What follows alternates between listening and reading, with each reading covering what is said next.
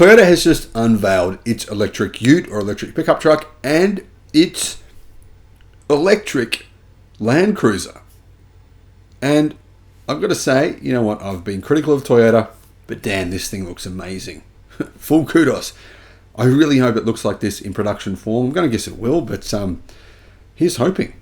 Hello, my friends. Welcome to the channel. Great to see you. I'm Sam Evans. You're watching the Electric Viking. Toyota. Personally, I'm very critical of them for various reasons. They're one of the biggest bashers of electric cars. They continue to do it because they sell very few EVs. Last year, 0.3% of all Mercedes sales worldwide were electric cars. 0.3. So you can see why Toyota has created these myths, which have tried to set the industry back to slow its adoption down because they're afraid of disruption. They're afraid that they are the next Kodak. And that could happen still. However, Toyota has since tried to change its ways, you might say. They have bought Tesla Giga presses from Tesla's supplier, Hydra. And they say that will help them to make affordable electric cars. Essentially what a gigapress does is it reduces cost and complexity and increases structural rigidity and decreases weight at the same time. It's a brilliant solution. Toyota says that using a gigapress will enable them to turn 88 parts and all the stamping and welding and putting all those 88 parts together into a single part. So they're going from a process of 3 hours to a process that takes 3 seconds. That's an incredible transformation. Toyota has unveiled its electric truck, which apparently will use a gigapress in its production. It's billed as a mid-size vehicle, but it's actually a vehicle that's similar in size to the Ford Maverick. It's actually not all that big. Apart from the all-electric Land Cruiser SE concept, Toyota has unveiled a truck EV concept called the EPU. In fact, they've unveiled a truck EV, and basically this truck, let's call it a Toyota Hilux electric, and they've also unveiled a Toyota Land Cruiser electric. It's going to be a 5-seater mid-size pickup. Australians, probably similar in size to a Hilux, just a tiny bit smaller actually. But while it's still a concept, Toyota has said it is pretty much the car that they will make. There might be some minor differences, but what you're seeing here is what you're going to get in a couple of years' time. Despite being called a mid-size pickup, it's visually and numerically not that big. It's, like I said, it's a little bit smaller than a Ford Ranger or a Toyota Hilux. It measures 199.6 inches long, 76.2 inches wide, and 67.3 inches tall. That's smaller than a Toyota Tacoma. However, the Land Cruiser version is actually bigger than today's Land Cruiser in terms of overall length. It's 5,150 millimeters long, so it's nearly 5.2 meters long, 1,990 millimeters wide, so around about 2 meters wide, and it's 1,705 millimeters tall. Rides on a wheelbase of 3,050 millimeters. Personally, my favorite of these two is the Land Cruiser. I think it looks really, really good. Whoever designed this did a fantastic job. Both these vehicles are going to be built on the ETA Architecture or its successor. Now, if it's built on the ETA Architecture, I don't recommend you buy it because that architecture it's basically like a hybrid. It's not a full EV platform. It's what they use for the BZ4X, and it's a platform that Toyota use on a production line where they make all kinds of vehicles, including hybrids and plug-in hybrids. It's definitely not going to be cost effective. It's not going to use gigacasting, that's for sure, or structural battery packs or anything like that. Anyway, one thing I noticed with this vehicle is that the pickup truck or the ute, it has a longer wheelbase. So even though it's a relatively small vehicle, it's smaller than a Toyota Hilux, that extended length wheelbase will enable the vehicle to have more size on the inside.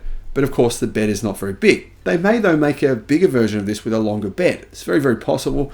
That would make a lot of sense. So which one of these will be made first and when will they be made? Well, we don't know exactly, but we do know that the EPU has an interior, meaning the pickup truck has an interior, meaning the mid-size ute or the mid-size pickup truck appears much closer to production than the Land Cruiser version of this vehicle.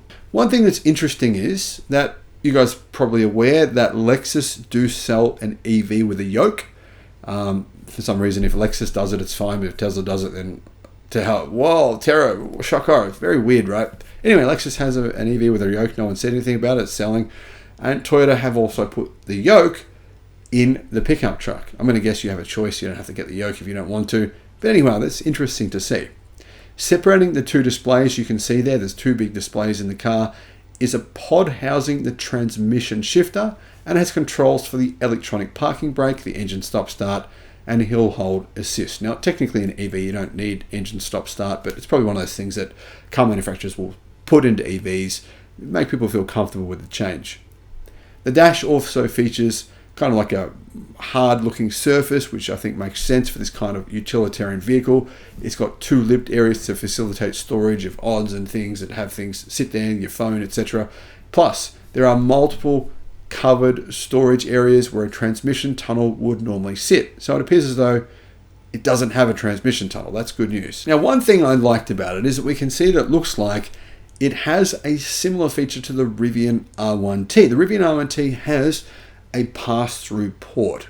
This allows for long items like, say, a sandboard or a snowboard to be put in the tray. It kind of goes underneath the passenger cabin, in between the tray and the passenger cabin. That's where the Rivian port sits. So it looks like Toyota has copied that from Rivian. That's a really good move. I think it's a good feature. On the same day, Toyota also unveiled the car.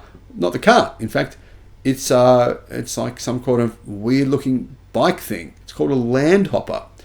And it's a 3-wheel electric personal mobility concept. It's got 2 wheels at the front and 1 wheel at the back. It's meant to be basically a small motorized bike. You don't really pedal it. You just kind of sit there and drive around. Now, this can be ridden by anyone over the age of 16, says Toyota, even if they don't have a driver's license. Meaning it could be used as a last mile vehicle or a car alternative for the young or mobility aid for seniors. Toyota unfortunately didn't reveal any more details about the Land Hopper, but I'm sure you're not really here for that anyway. Now, getting back to the Land Cruiser vehicle here. Both the Land Cruiser and the pickup truck appear to have the yoke, which is kind of interesting. They say it's a new cockpit concept based on motorcycle handlebars, integrating the functions of the accelerator and brake pedals into the steering wheel. Now, personally, I think it looks kind of ugly, but that's just me. I love the design of both of these cars, in fact. I think they look fantastic, but that yoke, that looks like an abomination. Anyway, what are your thoughts on that? Let me know in the comments. From what I see, Toyota does appear to be trying to get more serious about making EVs and making them look good as well. I think part of the appeal of a car in general is to make it look desirable. And Toyota's done a brilliant job with these two vehicles, the Land Cruiser and the pickup truck Ute. When are they coming to market? Unfortunately, Toyota haven't given us that information. My guess, though, would be 2025, sort of like end of 2025 to early 2026. Here's hoping we see Toyota EVs out on the roads. Recent surveys say that Americans want Toyota EVs. They're basically crying out for them. They're even writing letters to Toyota asking for them. And Toyota is saying, sorry, there's no demand. Well, that was the past.